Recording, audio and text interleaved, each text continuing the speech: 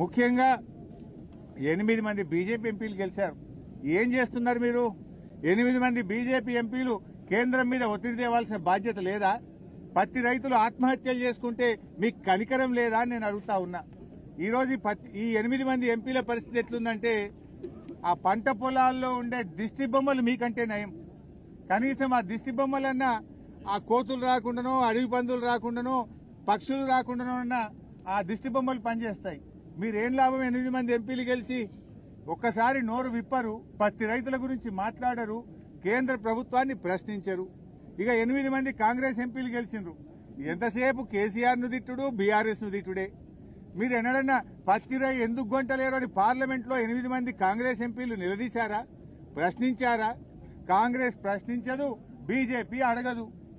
ఇవాళ బీజేపీ ప్రభుత్వము బడా బడా పారిశ్రామికవేత్తలకు 1,00,000 కోట్ల రూపాయల రుణమాఫీ చేశారు. 1,00,000 కోట్లు మాఫీ చేశారు. మరి మా రైతులకు ఎందుకు చేయరు?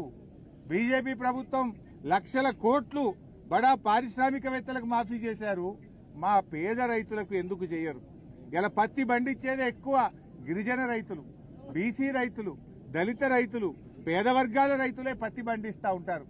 ఇలా కేంద్ర ప్రభుత్వం ఎట్లుందంటే విదేశాల నుంచి పత్తి దిగుమతి చేసుకుంటే అక్కడ మాత్రం నిబంధనలు సవరించి 11% ఏదైతే పత్తి మీద ట్యాక్స్ ఉండనో దాన్ని రద్దు చేశారు.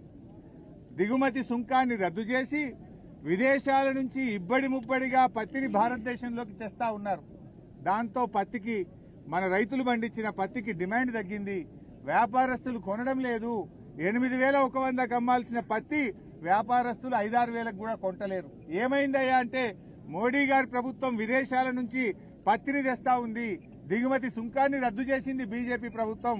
అందువల్ల పత్తికి డిమాండ్ లేదు, మేము కొనలేము అని వ్యాపారస్తులు చెప్తా ఉన్నారు.